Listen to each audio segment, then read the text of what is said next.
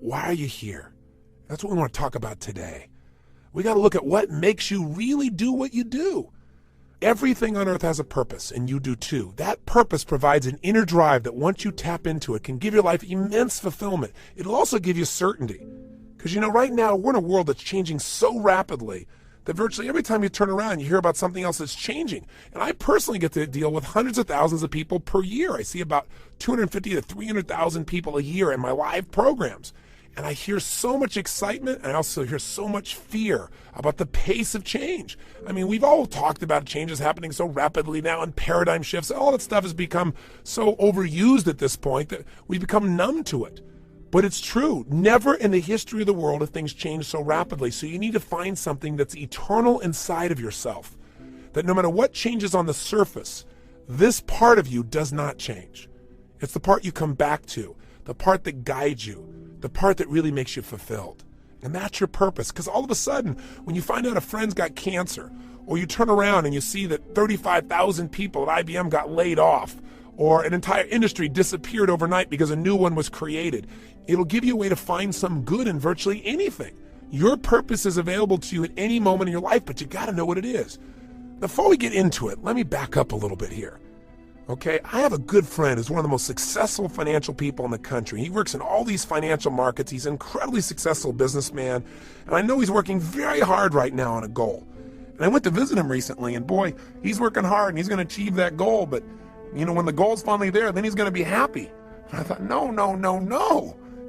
Each moment we've got to be able to find some sense of meaning for our lives, something that is significant, something that is useful.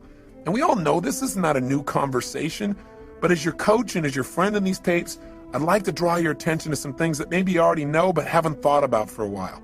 Maybe get you to put some of your focus into the most important area of life, which is enhancing meaning. See, all of us in life have to have a reason to be here. If all you're doing out there is going out and trying to achieve goals, and then you achieve them, then I'm sure you've run into that trip-up wire that says, okay, I've achieved the goal, and now what? Right? You achieve the goal and your brain says, is this all there is? See, the purpose of a goal, as I've shared with you so many times, is not to achieve the goal. The purpose of the goal is what it makes of us as people, who we become.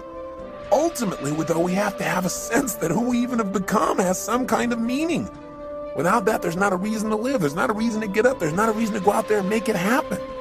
What's really controlling this man's life is fear. When people say they're cynical or they're pessimistic, what they're really screaming out to you is, I'm scared out of my mind. I'm afraid to dream again. I'm afraid to think about what's possible. I'm afraid to really put myself on the line and say, I'm going to go for something. I'm going to stand for something.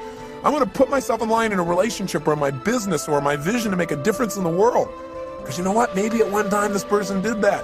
Maybe they tried it several times and it didn't work and they got pain and pain and pain. Pretty soon they didn't want the pain, so they stopped dreaming. They stopped envisioning. They stopped coming up with meaning. Instead, they try to keep themselves away from the pain by saying, well, there's no meaning in it all anyway. But unfortunately, that gives you the ultimate pain because it gives you a life without meaning. And no one can live a life that's fulfilled without a sense of meaning.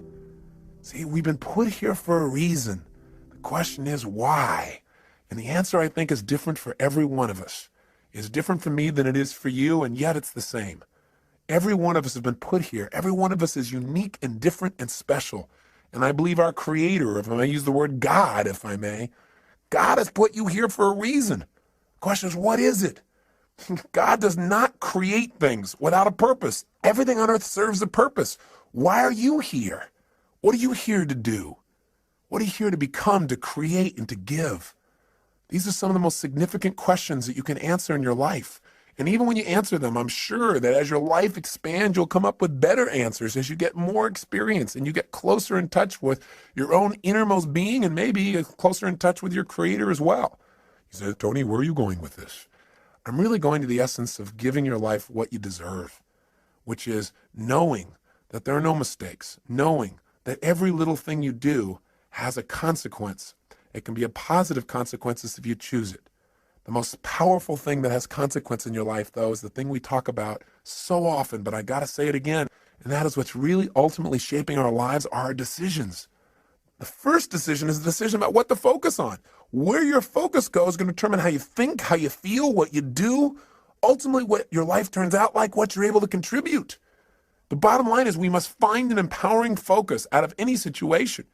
The second decision that shapes our life and the meaning of our lives are the decisions that we make about what something means. Meaning is ultimately something we determine.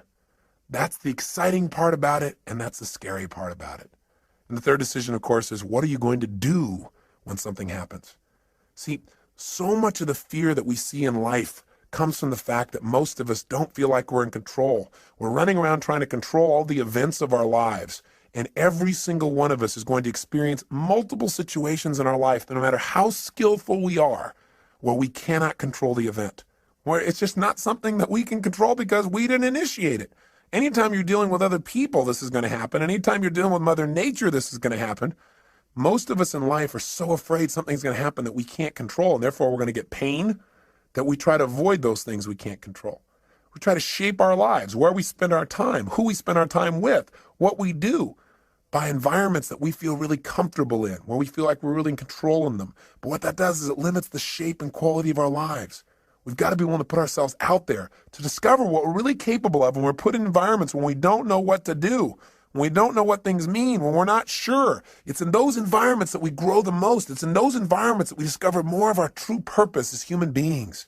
It's there that our character is shaped. You know, so many times we set goals or we have dreams or we have plans and we work our tail off and it doesn't come out the way we want. And a lot of people come out of those situations disillusioned or angry or resentful or frustrated. They look for someone to blame. But you know, sometimes I really truly believe that not getting your goal is part of the design. It's part of the game plan, causing you to dig inside and discover more of yourself, to really begin to use your real capacity as a human being, those traits that are within you that only expand when they're challenged, when demands are made upon them. You know, I truly believe that God is not so much interested in our convenience as he is in our character.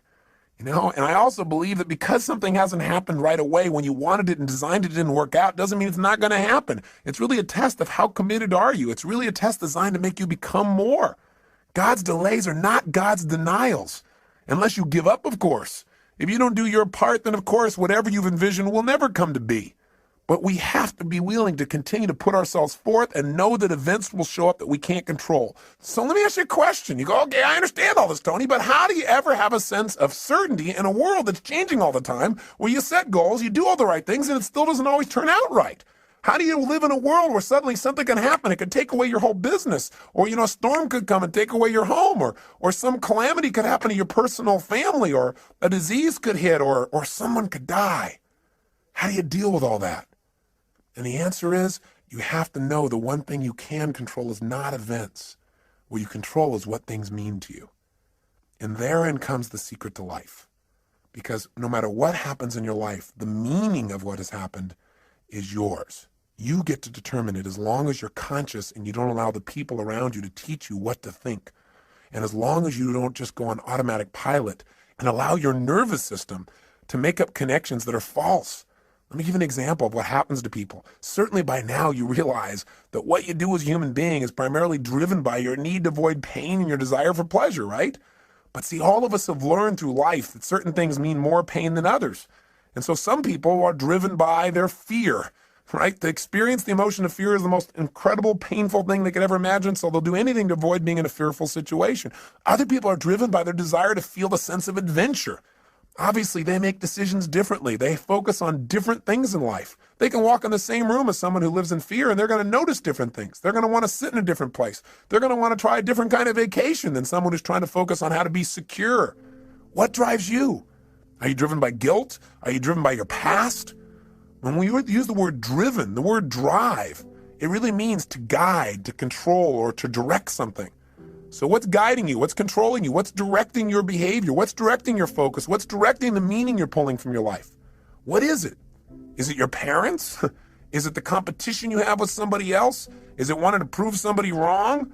Is it your desire to contribute? Is it your desire for joy or happiness? Or is it a sense of purpose that's driving you? A sense there's something out there for you to do. There's something you're designed to evolve into, to become, to share, to give, to create. You don't even know what it is. But you're willing to trust that each day more of it's going to come out. See, whatever drives you, that's what's shaping your life. And the challenge is that most of us never consciously decide what we're going to have drive our life. See, we're not stimulus response animals, but we can be stimulus response animals. Our nervous systems are designed to help us. They're designed to be a source of decision making. They're designed to help us very quickly when we have an experience, figure out what is the source of that pain so we can avoid it in the future. What is that source of that pleasure so we can have more of it in the future? But when we don't think things through, when we don't think things through in an empowering way, when we don't have faith that there's a higher meaning, we tend to settle like animals for the lowest meaning that we can find. Well, this is happening because I'm a bad person. This is happening because there's something wrong with me. This is happening because I'm just destined to fail. Or worse, very often in life, we don't even consciously think things through. Our nervous system just makes quick decisions. Hey, every moment you're alive, whenever you have a significant amount of pain, your brain says, hey, what is the source of this pain? And it uses 3 criteria, I'm sure you remember, to determine what the source of your pain is. It looks for something that is happening about the same time you're having the pain that is unique. Because after all, you weren't feeling pain a moment ago, you got pain now. What's unique about this situation? It looks for something that is recent. Something's happening about the same time you have the pain. And it also looks for something that is consistent, something that whenever you've had pain in the past, this has also been a factor in that situation. Let me tell you how these 3 criteria can help you. You go out one day when you're a child and you touch a hot stove. You feel some pain, you pull it back. Your brain says, okay, what was unique to that moment that gave me the pain? It looks around and says, this burner, right? And says, what was happening about the same time I felt the pain? I was touching this burner. And what's consistent about it? Well, maybe nothing until you do it again. After doing it 2 or 3 times, or maybe one time because it hurt enough, maybe one time is consistent. It's like when somebody says to you, you always do that. I don't always do that. Yes, you do. You always do it.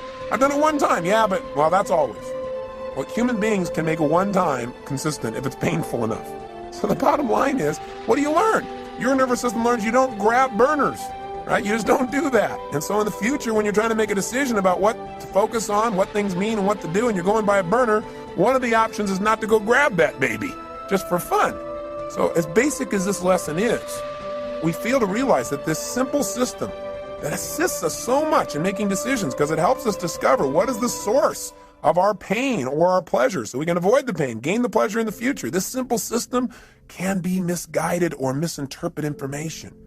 See, here's how it works. I'll give you an example. I was doing a date with Destiny only a couple weekends ago, and several people were having major challenges in their life. And one lady just couldn't get herself to really have any meaning in her life. And as I kept digging, the real problem that she had is she felt lonely because she felt disconnected because she wanted to have someone she could share her life with. But she couldn't get herself to do that. Why would you guess someone couldn't get themselves to be able to share their life? Not hard to figure out, is it? Pain. Person obviously, as I guessed, had a painful relationship in the past, which she had. It was so painful that she'd linked up in her head that marriage, because she'd had a previous one that was painful, equals death. Well, that'd kind of keep you away from getting into a closer relationship, right? How did her brain do that? Well, she said she was in this relationship. It was so great. But after they got married, this man became physically abusive, verbally abusive. He basically did everything he could to control every aspect of her life. And the worst thing of all, when she finally developed the courage to divorce this man, he threatened not only her life, but he also threatened their own son's life. And when that happened, she got linked up. Marriage equals death to not only me, but potential loss of the life of my child. That's even more than the loss of her own life for her. Well, it's not too hard to figure out that if your brain says, why am I feeling this ultimate pain? And it looks for something unique and says, well, because I'm married. And then it looks around and says, what was happening about the same time I felt the pain? Marriage. And you say, what was consistent during the pain? You go, marriage. Pretty soon you're going to avoid marriage, but it doesn't stop there. Her brain also linked up that the cause of her pain was something else too, men. Because after all, what was unique? I had this man around. I was married to a man, right? And then secondly, what else was going on? Well, about the same time I was feeling the pain, I was with this man. And sure enough, what was recent? This man. Right around the time I had the pain, he was there every time. So sure enough, all of a sudden she's avoiding all men. But it didn't stop there. She also linked up that the reason she felt this pain was because she trusted. So as a result, her brain linked up unconsciously, if you trust, then you will die. Now, I would say to you the opposite is true. If you don't trust, if you don't have faith, then you instantly die internally. You may not die physically, but you die emotionally. Because anything that's worth living in life requires faith. It requires trusting. It requires knowing that you can get out of the chair and walk on this floor, and when you step out on the floor, you don't stop and have to analyze, can I do this? and you don't weigh everything and think about your weight and the structure of the floor and what's underneath it. You just trust. Otherwise, you'd be immobilized. You have to trust to drive a car. You have to have faith to enter a relationship. You have faith to start a business. You have to have faith when all of a sudden this company says these 35,000 people are gone. You have to have faith that if you're one of those 35,000, that there is a better plan for you and that you will now act on that faith and take action and find that better plan, that better solution for your life. You must have that. When you lose trust, you lose meaning. When you lose meaning, you lose your life. Again, maybe not physically, but certainly emotionally. And when you lose it emotionally, the physical loss of life often is not that far behind. Medical researchers are now proving that the mind-body connection is not some psychobabble, but a physical reality, that the way we think and the way we feel about our lives affects us physically. In fact, Dr. Chopra recently shared with me that there is a new study that was done in the state of Massachusetts where they began to study what causes someone to die of their first heart attack before the age of 50, where they never get another chance. In other words, what was the number one risk factor they wanted to know? And they assumed that what would cause someone to die from just their very first heart attack, never get another chance, would be a person just had so much cholesterol in their body wasn't able to recover. And they found out that was not the number one risk factor. Then they thought, well, maybe they had diabetes. Maybe it was more of a genetic factor. They once again disproved that theory. What the Department of Health, Education, and Welfare for the state of Massachusetts states in their article clearly is the most important risk factor to determine that you will die of your first heart attack and not get a second chance is what they call job dissatisfaction. You got to have a deeper meaning for your life than, oh, I'm on that grindstone again, or I'm on that treadmill. No wonder most people in life turn to alcohol or drugs or television. And even then they can't find something to entertain themselves. Even then they don't sense any fulfillment because distraction does not create a life of significance. Distraction does not create joy. Distraction will not give you what you're seeking. Drugs will not change your life for the better. Right? What they'll do is hurt you. They'll create pain. And there are all kinds of drugs. Anything that doesn't expand you as a human being or allow you to share more love and joy with others in a natural way that enhances your physiology and your mind, your emotions, and your spirit is something you probably don't need. You got to grow. You got to expand. You got to contribute. You got to know that you're here for a purpose. There are no mistakes. There is a meaning. Even if you haven't found it yet, you must discover it. And you know what? For most people, they don't discover the meaning of their life until their life is over. What a sad place to be. Or until they have a life-threatening illness. Or until somebody very close to them that they love is about to leave them. You don't have to wait for the pain to discover the meaning. So, well, how will I know when I found the purpose of my life? You decide what it is. You discover it and you decide this is it. And maybe later on I'll refine it. I probably will. But for right now, this is why I'm playing the game of life. This is what it's about. Every day, if I'm just being this way, if I'm just doing these kinds of simple things with other people, with myself, then I know I'm on track. I know there's a reason for my existence. We all have that. And I know you know the story of Viktor Frankl, right? The man who wrote Man's Search for Meaning. Here's a man who's in a Nazi concentration camp with pain everywhere around him, knowing at any moment he could be gassed or maybe spared. And if he was spared, he'd have the unique privilege of going out and taking the dead bodies out of those gas chambers, putting them in the big ovens. Talk about intense. And yet somehow in the midst of that pain, he found a deeper meaning. The meaning was that even though he was in pain in the moment, that somehow, someday he would survive this and he would come to share the story so that this would never happen to other people in the future. He couldn't find a meaning in the moment. He found a meaning in the future. And for most of us, the meaning that we want for our lives is here today, and it's preparing us for an even greater meaning in the future if we'll just use all of our life's experience, the pain and the pleasure, to become more, to prepare ourselves for whatever it is that our Creator has brought us here for, to prepare ourselves so that at the moment of truth when we are needed, we will deliver. And my real belief is we're going to be delivering all along the way. It isn't something that someday you're going to do. It's something you every day are doing. You know, my former spouse, Becky, just recently lost her father. And it's been a tough time for her because in a very short period of time here, she's lost both her mom and her dad. And that's an event you cannot control. And God knows we tried. You know, 3 years ago when they told us that her father had cancer, they told us that he would die within a period of anywhere from 3 to 6 months. And we just did not allow them to tell him that.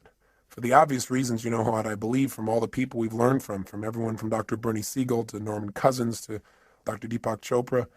We understand the mind-body connection. If someone decides that because they have some dis-ease in their body, what it means is they're going to die, then of course they will. And fortunately, he never found out that diagnosis. And what we did is we kept making sure he had a compelling future. He had a sense of meaning, a variety of things that he was needed for. And it was amazing how he physically responded. We had a trip scheduled for him to go to Fiji on, which he went on, and talked to him about how we needed his help with our resort there and helping some of the Fijians in the garden, because the garden for him created so much meaning in his life. It's about supporting, about nurturing, about helping life along a little bit. And so that he was excited about, and things we wanted him to do with his grandkids. And so we kept giving him compelling futures. And sure enough, 3 months went by, he was healthy. 6 months went by, he was healthy. A year went by. And through a variety of interventions, pretty soon he seemed to be better, until just recently when we started getting phone calls from his neighbors. He lived up in a place called Rand, Colorado, a little town with 14 people in it that he's been a major part of for years and years. And they started to call us and tell us that they didn't think he could take care of himself anymore. So we flew out and brought him back here. And the first few days, he was in phenomenal shape. It was like he was completely restored, being around the grandkids and being in the environment. He was all excited to share about things that happened in his little town of Rand that he helped to create there, all about the calves that he helped to deliver, and about the planting season and how they're helping people through the winter and some of the stories they've been telling. And he was just totally alive. And then we took him to doctors for a series of tests. They said they wanted to keep him overnight. The next day we called and I spoke to his main doctor, and he said it looks like he just has a form of meningitis. So he said that'll be really easily treatable and he should be okay. And he said, don't worry. He said, we're just going to do a series more tests because he's a bit dehydrated. He lives at an altitude of about 11,500 feet and he's not drinking enough water. And he said, we're going to run a couple more tests, he said, next day. He said, but I think he'll be fine. He said, I have to go out of town. He said, my partner doctor will be working with him. So he said, I've passed on all the information. You can check in with him tomorrow. Well, the next day, Becky went to go see her dad, and I was out doing a seminar, and I got a phone call, and the phone call was that they'd done additional tests and that they'd found out that the cancer had spread throughout his spine and into his brain. And while it wasn't treatable before, when they told us 3 years ago, it's certainly not treatable now, and that they thought he would die within weeks.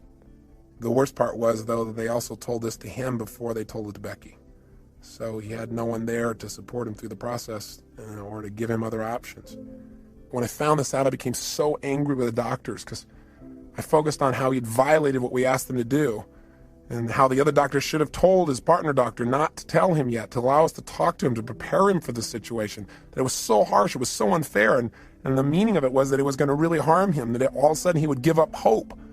And what I wanted to do was lash out. And fortunately, I didn't lash out. Instead, I started to focus on what's happening to Cecil. What can I do? So went to go see him and talk to him, and it was unbelievable. He looked like he just aged 10 years in a day. Because what had happened is he had no future. There was no purpose in fighting the pain or trying to make things happen or, trying to tell stories or do anything, because after all, you're going to die anyway soon. And that was kind of the way he was interpreting it. And sure enough, no matter what we said, he just didn't seem to respond. He just seemed to go into a total stupor. And for the next day and a half or so, he just sat in a corner. And he really didn't say very much or communicate very much. He just said not to bother with him, that he was fine. But he didn't open up emotionally. And I just sat down with him, and I cried, and I told him how much I loved him and how much Becky loved him and how he needed to share with us what he was really feeling, because holding that back wasn't protecting us from pain. We just felt separate from him. That he could choose what this was going to mean for his life. The doctors had told us 3 years ago that he was going to die within a matter of months then. And here he was 3 years later. I said, what if you would have just sat around for 3 years in this little corner doing nothing because you thought you were going to die any day or any week? I said, that'd be pretty crazy, huh? And he started to laugh. I said, look at this. I said, you can't just sit off in this corner. Hey, you might die tomorrow. You might die in 6 weeks. You might die in 6 months. You might die in 6 years. You might die in 10 or 20 years and really screw these people's brains up. I said, it doesn't matter how long you're going to live. What's going to matter is how you're going to live while you're here. And I said, you've lived an incredible life. In World War II, you were a pilot, You were a businessman. Now you're this guy who's touching this little town up in Colorado where everybody knows you and cares about you and loves you because you love them. I said, you've raised these incredible kids. I said, if you're going to go out in style. Go out because you decided to go out in an energy that you want to, where you really enjoy your life. Don't just shut down because somebody told you your life's over because you buy into it. Don't do it. And then he said, well, Tony, he said, the truth is, I'm not afraid to die. And he said, everything he said is true. He said, my life has been so rich. And he says, I feel like, I've lived my purpose now. I look around and I see my kids and I see what they're like as people, and I see what I've done, and I think maybe it's time for me to go now. And I said, listen, if you're deciding to do that because you really want to go, I said, then, I love you. He said, I'm going to cry, and I'm not going to try and keep you here, and neither's Beck, because we love you. I said, but at the same time, don't leave because somebody tells you it's time to go. He said, well, I don't know. I said, well, when it's time to go, you'll know. I said, and you can go consciously. You can decide when it's time. You don't have to wait till the pain is so intense you can't stand it. But at the same time, don't go any quicker than your meeting is done. I think right now you're teaching your family a lot of new lessons.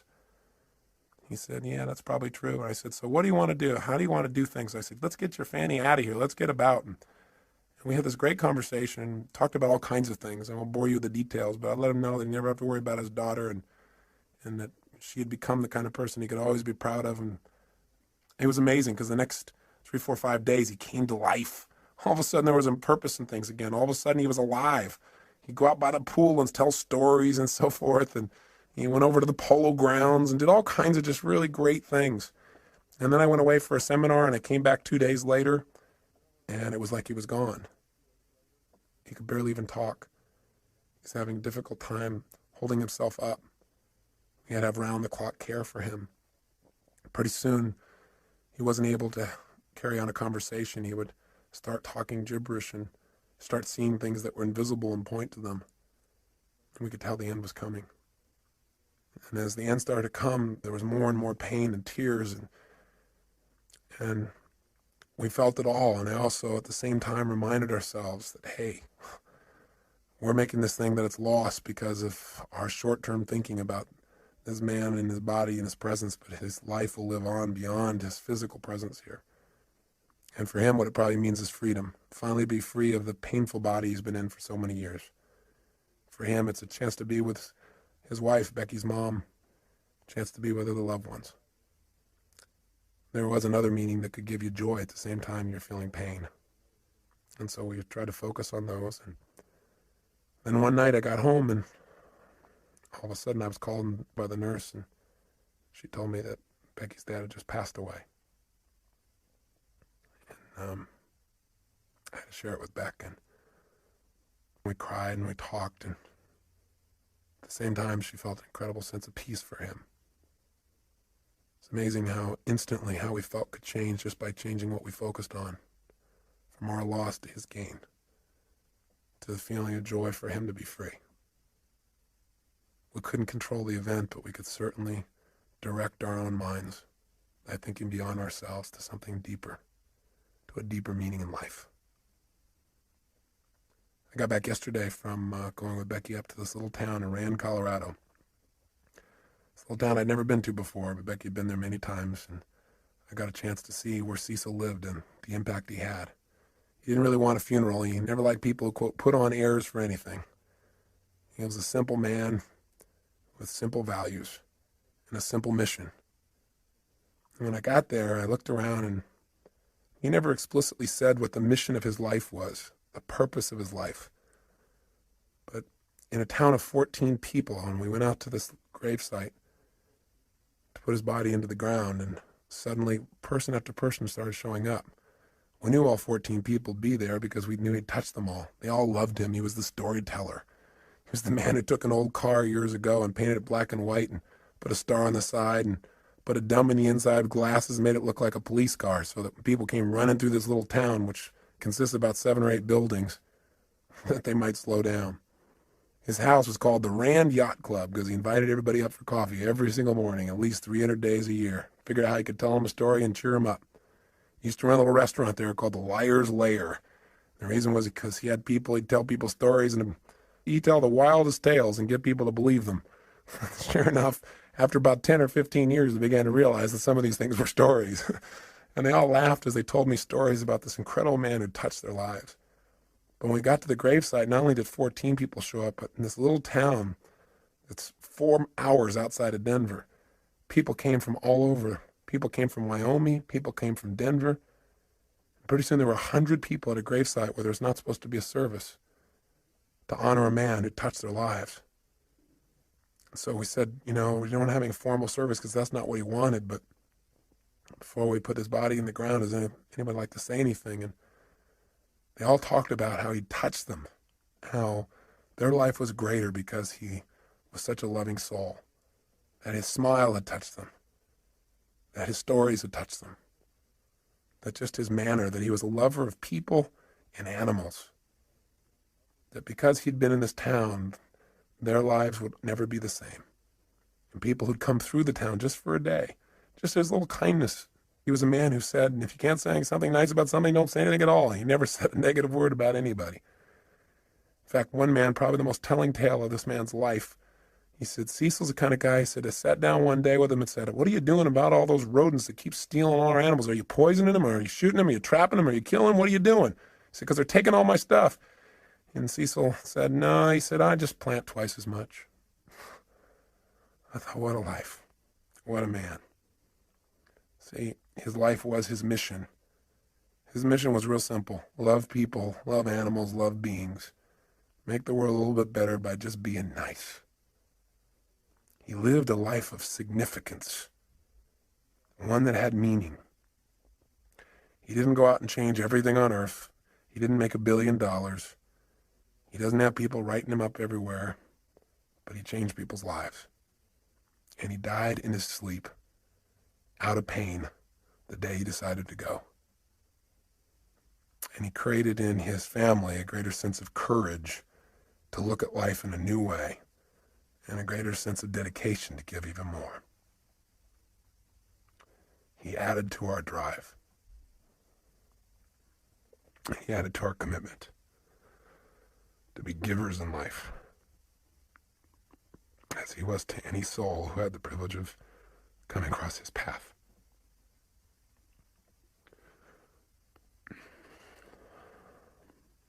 I hope it also makes you think about what's most important in your life. I remember an interview with Michael Landon in Life magazine when he knew he was going to go. And he said, quote, somebody should tell us right at the start of our lives that we're dying, that we might live life to the limit, every minute of every day. Do what I say. Whatever you want to do it now. There are only so many tomorrows. If you and I are going to live our lives fully, then maybe sometimes we can take the experiences of those around us and learn from them. We can learn that in all of our lives we're either warnings or examples. Cecil's life was an incredible example. He didn't think anything in life was insignificant. Not a rodent, not a flower, not an animal, not a stranger passing through. He lived by a philosophy that they also live in Fiji. By the way, Fiji was his favorite place. And the last things he told me was the happiest time of his life, the last few years, were the trips he took to Fiji. I think it's because he felt like there everybody understood what he understood.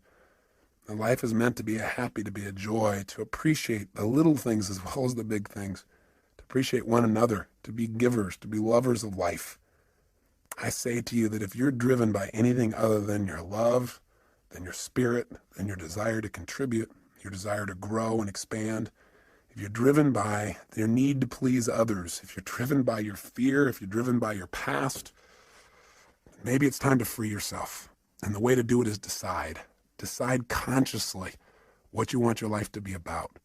Decide consciously what's the purpose of your life. Something simple. Something you can live every single day.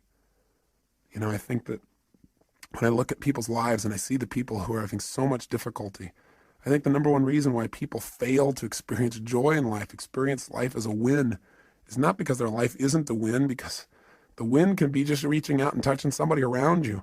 The win can be just telling somebody that you love them. The win can be taking care of your body, God's temple. The win can be stopping and feeling grateful. The win can be anywhere. You don't have to land on the moon to have the win, and you can enjoy landing on the moon too. But how much better to enjoy the process? Because we're going to spend most of our life in process towards the achievement of goals. Now, I'm not saying don't go do things, and I'm not saying don't have grand schemes and dreams, and I'm not saying don't do those, because our lives are better because people have dreamed huge dreams and they've made them happen. But I'm saying don't do it at the expense of not appreciating what's true along the way. And what Cecil's reminded us of is all those little things that are so, so important. And we've always believed they're important. I feel like we've always lived that they're important, but I just want to redouble the effort. It's part of my commitment to him. And so in his honor, I challenge you to do the same. I challenge you to hold yourself to a higher standard. I challenge you to realize that you're here for a purpose. There's something for you to do and be here for yourself and for others. You can't just do for others and not do for yourself, or you won't be here. So this is really designed to get you to ask yourself, are you being efficient? Or are you being effective in your life? There's a big difference. If you're being efficient, then what you're doing is you're doing things right. But if you're being effective, you're doing the right things. Are you doing the things that are going to give you the most joy in your life? Why are you doing what you're doing? And where is it taking you? You know, we all need to have what I call a code of conduct, a set of standards we hold ourselves to every day about how we're going to be as people, the kinds of states we're going to live in, because it's out of those states that we affect everyone around us. Just stop and think about what's most important. Think about why you're here. What's the purpose of your life? Step out of the moment and into eternity. Think about what's eternal when you're feeling insecure. Start to realize there is something inside of you that is never ending, that there's something inside of you that is unchangeable, and that's the part of you that knows what is right, what to do, and why you're here. So, you know, it may sound metaphysical, it may sound religious or spiritual, call it whatever you want. But know that the bottom line is that you are here for a reason, and that it's a special reason that only you know. And it may be that you haven't found it because you're looking for something huge. And it may be that you're living it right now, you're just not appreciating your purpose. Maybe what you're doing right now is your life purpose, this thing that you detest most. Or maybe what it is doing is giving you the challenge to really discover something within yourself that allow you to give and be more. Because life is about two things, being and doing. How are you going to be as a human being? I mean, ultimately, our destiny is who do we become as people, and what do you do? What do you contribute? That's what it's about. That's what gives us a sense of fulfillment. A life of significance is one of growth and contribution. It's one where you decide what your life's about. Simply, what are you here for? Are you here to live, to learn, to grow, to share, to love? What are you here for? I'm asking these questions. I'm hoping you're thinking, not just listening to me. What is the special plan for you? You've got to discover the purpose of your life. There is a plan. There is something here for you that's different than anybody else in the world, and you've got to discover what it is. And the best way to discover is just trust your instinct and say, what is it? If it was simple, it was clear, and I was living every day, why am I here? Because if you never discover your purpose, how can you ever win the game of life? How can you really enjoy it thoroughly? See, I look around at people so often, they're so unhappy, and I think the reason is that they don't ever win the game of life. It's a game they feel like they can't win, like they're always losing. And the reason number one is, I think there's 7 reasons. I'll give you 7. I've jotted some down here. I think number 1 is, I think most people never win the game of life. They never feel fulfilled. They never feel joy because they don't know the purpose of the game. If you don't know the purpose of the game, what's your chances of ever winning? Of ever getting to ring the bell and feel that sense of fulfillment or joy or passion or love or whatever it is that you truly want at the deepest level? See, if you don't know the purpose of the game, if you don't know the goal, it's pretty hard to set up your game to win, isn't it? Pretty soon you start pursuing things that don't give you fulfillment. Living somebody else's life other than your own. You gotta know, what are you doing it all for? What do you really want? When I ask most people this question, what do you want? They give me answers like, well, I know what I don't want. I don't want to live this way anymore. I don't want to feel like hell anymore. That's not going to give you what you want. What do you really want? Oh, I want to finally be financially secure so I can retire. Great. You know the statistics about retirement? Actuary statistics from insurance companies show that 3 years after a man retires, specifically I'm using men, guess what happens? He dies. To retire is to die. And for some people, this is like their major aim. Think about it. Retirement is going to make you happy. You got to have a purpose. You got to know what it is. You got to decide what it is, at least for now, and know that that vision will continue to expand. Second reason why most people fail at the game called life, because even though they don't know the purpose of the game, they got tons of rules about how it must be played. Right? They don't even know the goal, and they got all these rules they got to live by. And not only do they have rules for themselves, but they have rules for everybody else around them. Rules for how their spouse should be. Rules about how their boss should be. Rules for how people they don't even know on the street should be. You know, it's so often in life we get upset with other people, and it's not about the other people, it's about our rules. They're doing something we know they shouldn't be doing, or they're not doing something we know they should be doing, right? We need to just relax a little bit. We need to realize that whatever people are doing, they got a reason. It may not be a very intelligent reason by our perspective, but who are we to say? And you know what? And maybe it isn't an intelligent reason by lots of people's ideas, but you know what? It is a reason. I mean, it all comes down to how do we wire ourselves as human beings. See, whenever you see somebody, you think they're doing something crazy, have some compassion. Are there any stupid things you've ever done in your lifetime? Or crazy? I would hallucinate based on my own personal experience. The answer may be, you betcha. And the bottom line is, we got to understand that things are going on that we don't understand with people. I remember one time I was talking to Stephen Covey about times where we misinterpreted people's behavior, and he told me about this time when he got on a subway, and this man walked in and brought on a bunch of his kids, and they were just running rampant, screaming, yelling, making noise, creating havoc. And, you know, Stephen's more of a mellow, centered kind of guy. He doesn't like that kind of environment, even on the subway. And the bottom line is, you know, he didn't want to say anything, but he found himself getting more and more irritated. And the man seemed to be just ignoring the kids, like, you know, it didn't even matter what they were doing. So he found himself finally to the point where he actually spoke up. So Stephen turned to him and said, you know, do you think you might want to do something about these children? And the man looked at him and said, oh, yeah, I guess I should, huh?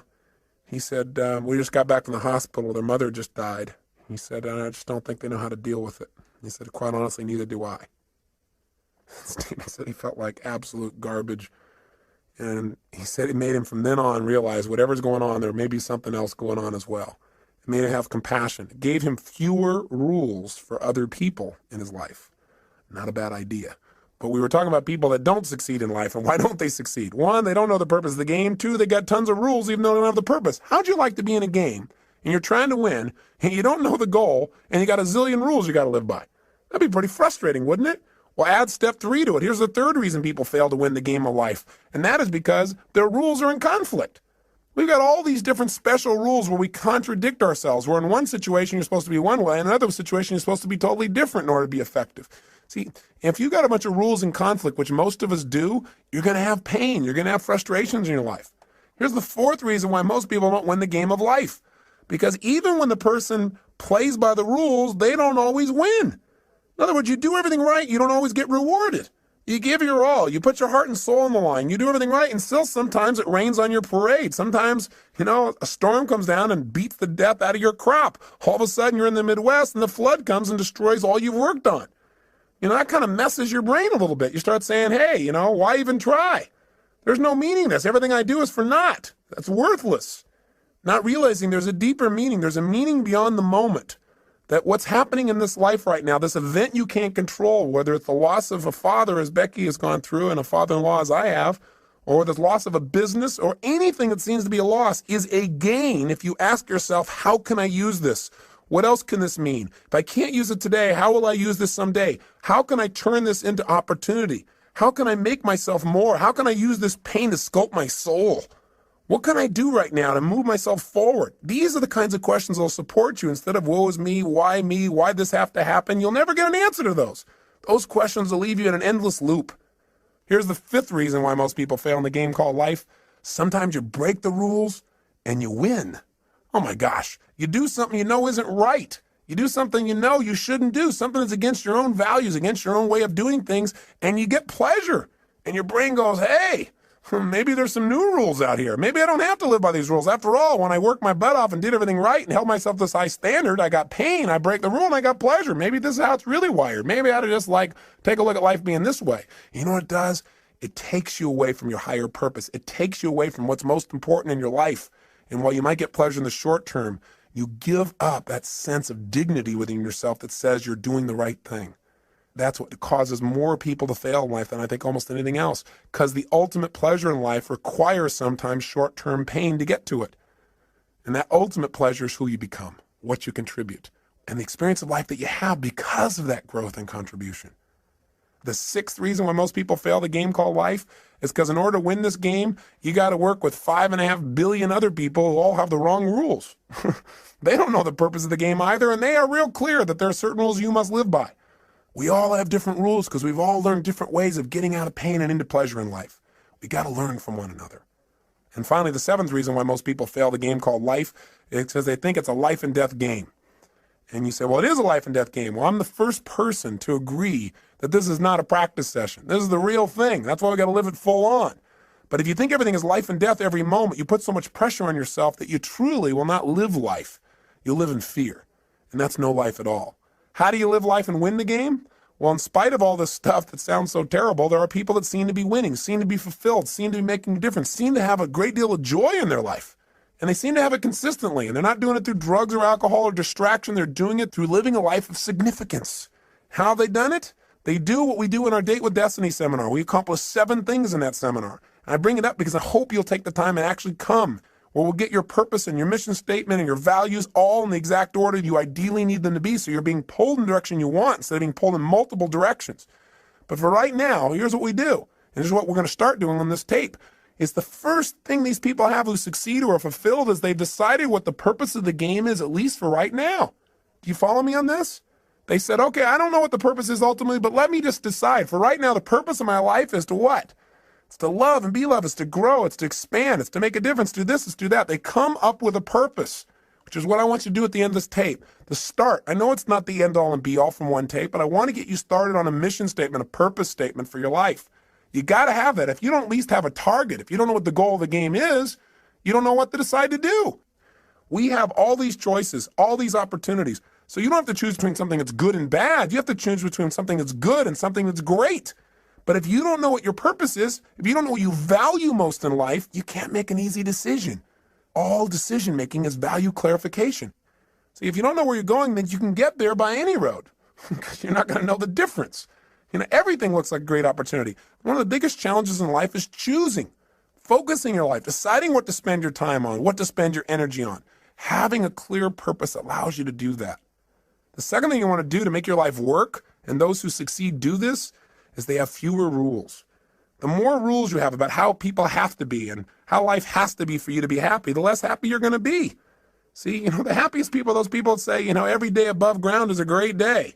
The happiest people are people who find joy in a smile, joy in adventure, joy in a simple action. See, if you can find joy in that area, then all the big things are just a big bonus for you in your life.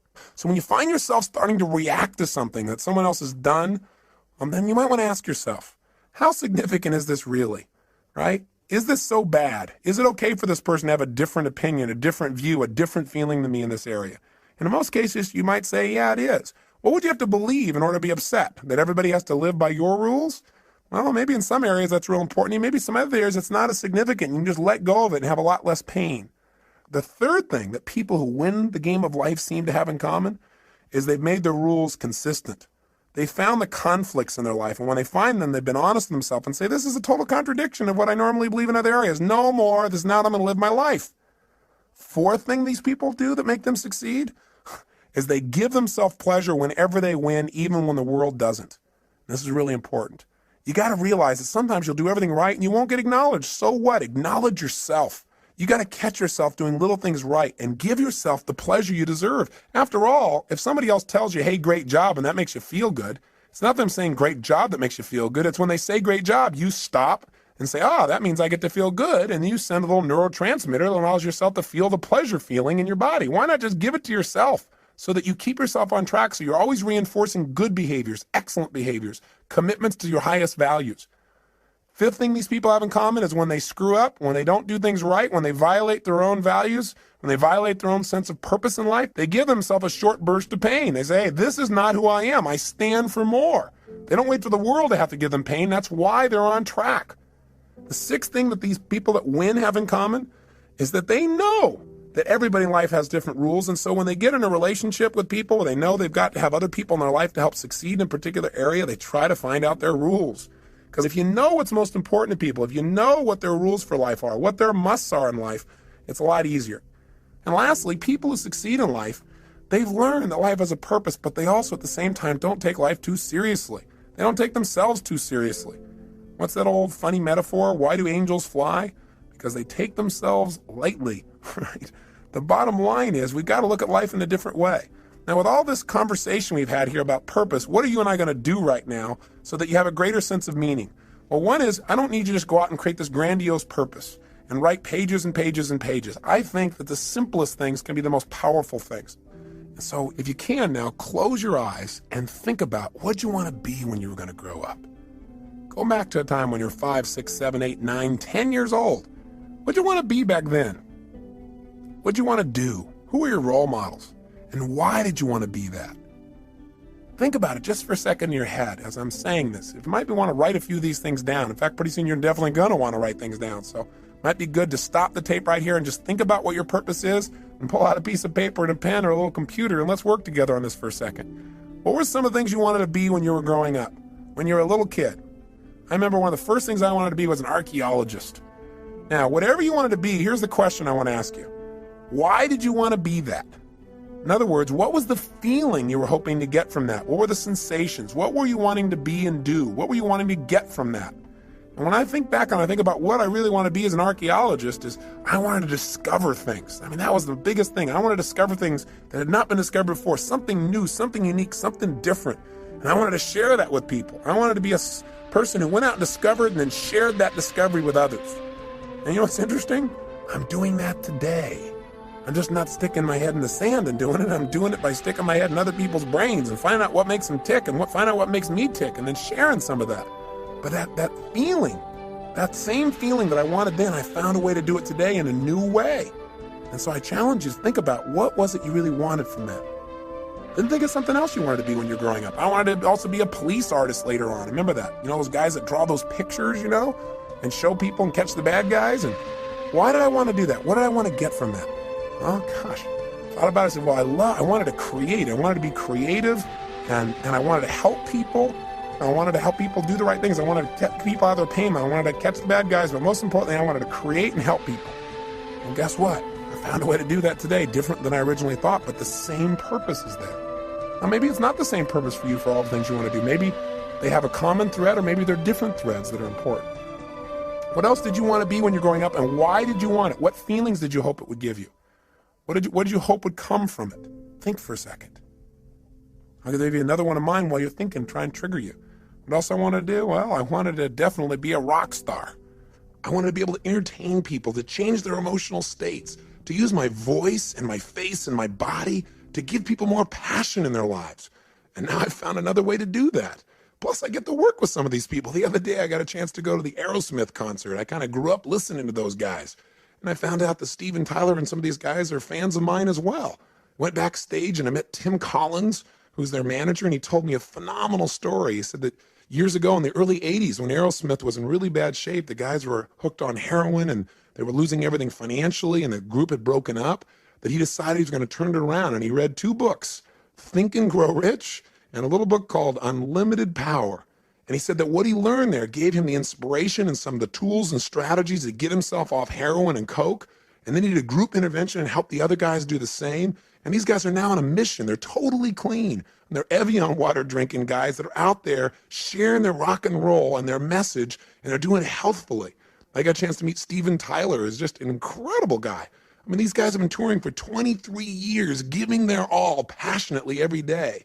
I feel like they're brothers. And it was really interesting because he said, I watch you on TV all the time. I feel like we're walking the same path, And he said, I listen to your tapes. And he said, we really have the same mission. He said, do you think you'd get together with us and do a gig for us? I said, what do you mean? He said, well, the guys on the weekend. Could you maybe do your gig for us so we could all participate on the weekend? I started laughing. I pinched myself. I said, oh, cool. Now I get to do a gig for Aerosmith. I'm not out there rock and rolling, but sort of I am. I'm working with the rock and rollers. So it's fun. So my point is, maybe you're not doing what you originally envisioned, but maybe you'll find a way to do it even better if you have some faith. Maybe if you keep developing yourself and you know at least the emotion you want, the contribution you want to create, you'll find a better way. Most importantly, before you can find the way, you got to know the essence of what it is you really want. What is that purpose? That's what I'm really asking you about. Now, with your eyes closed again, think about a situation in your life when you felt like you're really on a roll. You know the kind of situation I'm talking about, where you just felt incredibly good. You had great feelings, where things were just flowing and things were effortless. When you thought to yourself, wow, I love this. This is what life's about. I love this. Is it. This is it. This is what life is really about. Can you remember a time like that in your life at any age, young or old, where you really felt like you're in that flow? You thought, this is it. This is what life's about. Think of a situation like that right now. Remember that time. Step back into your mind, back into your body like you were then. And look through your own eyes as you were then when you felt like this is what life's about, and see what you saw. Hear what you heard. What were you doing? What were you feeling? What were the states you were in? What were you experiencing? Yeah, think about it.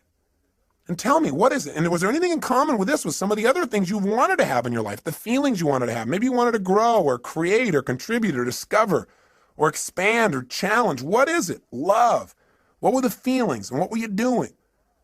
And then when you get a sense of what that was, Then think about this. Think of another situation in your life. Think of a second one when you felt like you were on a roll. At some other point in your life, when things were flowing, when you felt this is it, this is what life's about. I love this. Think of another time like that and step into that situation as well. Step into it right now. As you step in that situation, look around, see what you saw then, hear what you heard then, feel what you were feeling then. What was happening in that moment? Not just what you were doing. Notice what you were doing. Were you creating or writing or speaking or communicating or manufacturing something or studying or learning? Or what were you doing? But also, how were you feeling? What were the states you're in? And what were you doing for others if they were involved? Were other people involved? What was the process? How were you being and what were you doing? Feel it in your body. Is there anything that is similar between this and the last experience? Or anything about this that's similar between this and the feelings that you wanted from those things you wanted to be when you were going to grow up? That's it. Notice it and capture not only the idea of this, but the feeling as well. Now, one more time, think of something else. Another time at any age when you felt like you were on a major roll. Things were really flowing, when you felt incredible. When you felt like, I love this. This is what life's really about. This is it. Think of another situation like that right now. And as you step into that situation right now, notice what were you doing? What were you creating? What were you sharing? What were you feeling? Feeling these feelings, think about the purpose of your life. If you were going to say it in a simple phrase, not even paragraphs and paragraphs, simple phrase or a sentence or two, and you're going to write down the purpose of my life is to what? And if you're going to do it and you're going to have a couple simple criteria, one has got to be stated positive. Not the purpose of my life is to stop all the horrible things in the world. No, something positive. Something stated in the positive. And if it was going to be something brief, and if it was going to be something emotionally charged in terms of its words for you, and it has to have how you're going to be as a person and what are you going to do. And it's got to include not just other people, like I'm going to change other people's lives or I'm going to make the world better for other people.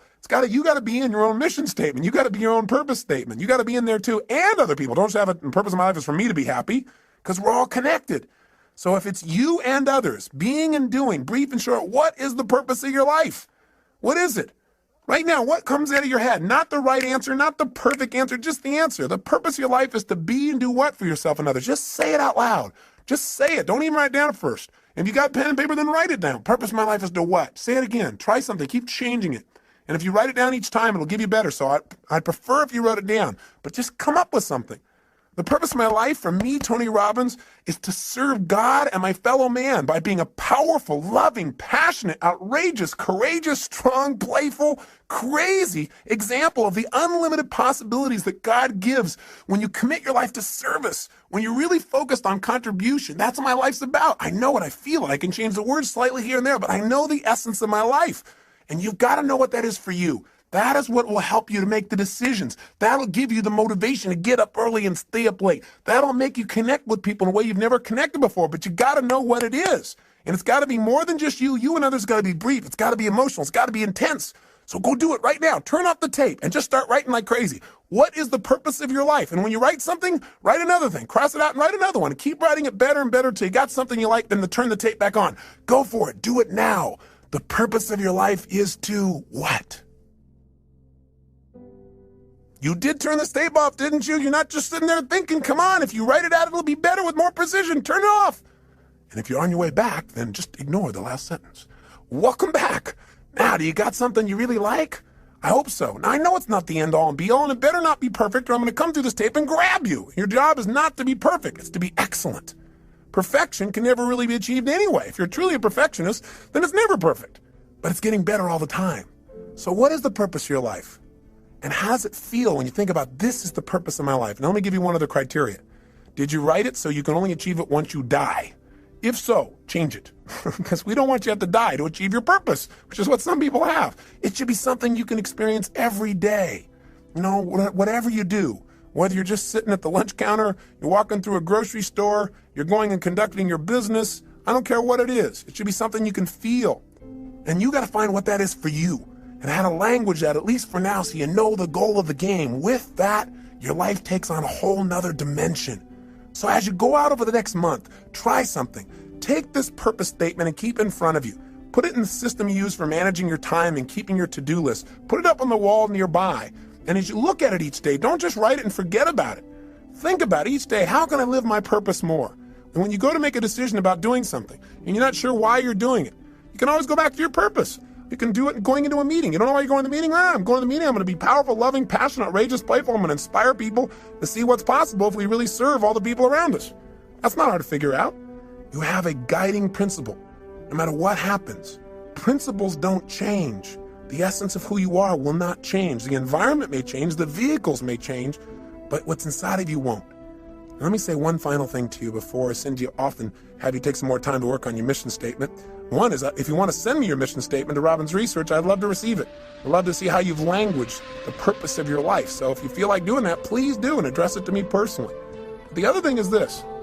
I want you to realize that very often, not getting your dream gives you your destiny. What I mean by that is this.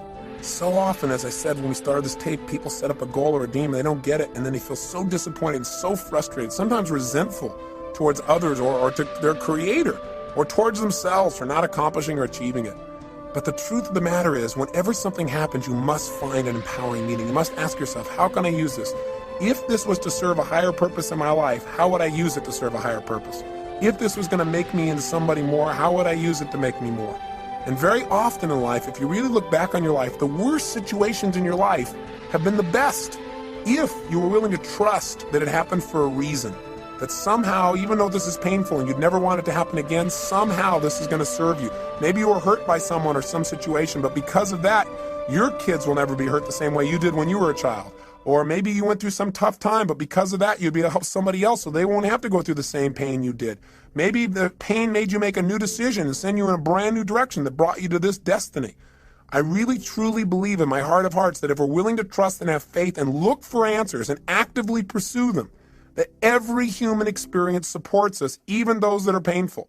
And I believe we can probably do them without the pain, but if the pain does strike or if something happens outside your control, which it will, then instead of living in fear that that'll happen someday, you want to live from the sense of certainty that says, no matter what happens, I will benefit from it because I will look for benefits and therefore I will find them. It's that simple.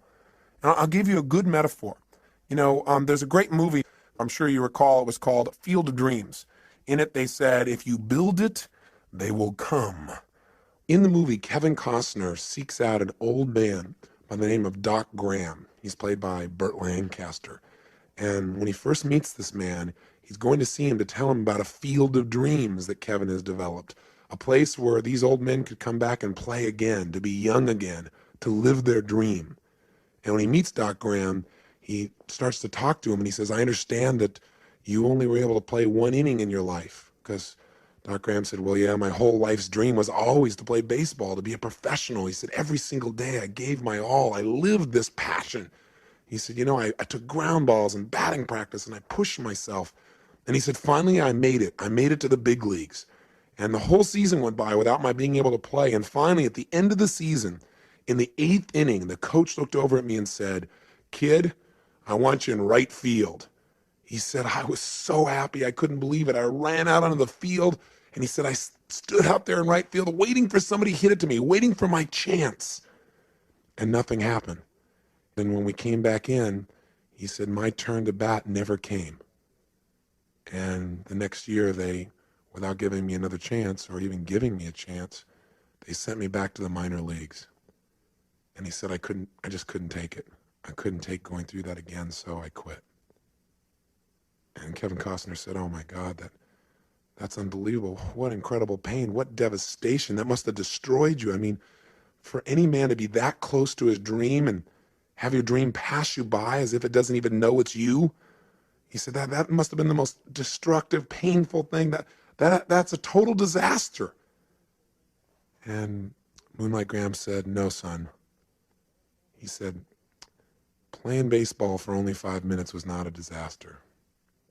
Playing baseball for only 5 minutes was not devastating. What would have been a disaster, what would have been devastating, is if I'd only been a doctor for 5 minutes. You see, if I would have hit that baseball, that might have been the bigger disaster, because then I never would have come to this little town. I never would have saved this man's life or delivered that little girl or got to know the people that now are my best friends in the world. He said that would have been a disaster. In other words, sometimes not getting your dream gives you what you really want, what you really need, what you're really destined for. And if that part of the movie didn't give it to you, they followed up with another scene. Finally, there's a chance, Kevin Costner makes arrangements and he said, listen, there's this field of dreams. You can come on it. You can be young again. You can live your dreams still. And he brings Moonlight Graham to the field with all the other players. And when he steps out on the field, he's young again. And he's wearing his uniform and he can feel the warm sunshine on his body again and these youthful muscles and the smell of the fresh cut grass and the baseball in his hand. And finally, they're beginning to play. And just as Moonlight Graham is finally stepping into the batter's box, finally he's going to get a chance to get that hit in life, in professional baseball, his dream. Right at that moment, there's a scream in the stands because Kevin Costner and his brother are having a conversation. His brother doesn't see these players on the field. He doesn't have the faith to experience the beauty and the joy and the fun and what's right there in front of him. He can't see it because of his lack of faith. And as they're arguing about this, he accidentally turns and knocks Kevin Costner's daughter off the top of the stands. She falls and hits her head, and she starts turning blue. And so all of a sudden they start yelling, oh my God, what are we going to do? We got to save her. She's dying. And all of a sudden Costner says, we need a doctor. And just as he hears those words, Moonlight Graham is about to swing the bat, and he says, I'm a doctor. He starts running full blast to help this child, but all of a sudden he stops. And he looks down, and there in front of him is the foul line that divides the field of dreams from the other world. And he knows if he crosses it, he can never go back. He can never live his dream. He doesn't hesitate anymore. He immediately steps across, and he saves the child's life. He loses his dream, but he lives his destiny. The moral is very simple. Inside each one of us, there are desires that we have for our personality, those things that we want to avoid pain and want to gain pleasure for. But there are also moral needs. There are those needs inside of us to go beyond ourselves to something greater, to something more, to give of ourselves in a way that maybe we've never given before, maybe a way that won't even be acknowledged, but will give us the greatest sense of fulfillment we've ever dreamed of in our lives. I say to you that if what you've tried so far hasn't worked, all it is preparing you for more. But don't wait for the ultimate day when you save a life. Start saving a life today by enjoying the one you have. Start saving a life today by touching the people around you. Do what Cecil did. Be a person that loves people, animals, beings. Be a person that when things don't go you well, plant twice as much. Be a person who gives more than anybody else gives, and you'll be living your purpose, no matter how you language it. Hold yourself to a higher standard, and someday you'll see something more dramatic, but along the way, you'll enjoy the joy of knowing that you're living your life's purpose today. And isn't that what life's really about? Not waiting till someday, living it today. Hey, I want to thank you for spending this time with me. I am so grateful to God to have the opportunity to connect with you as if we've been friends for years, and we've not even met. But I hope in this time together that you've found some strategies, some tools, and maybe found a piece of yourself, reminded yourself of the truth of how unique and special you are. Not in an egotistical way, but everyone is. Everyone is unique and special in some way, and to think less of yourself is to slap the face of your Creator.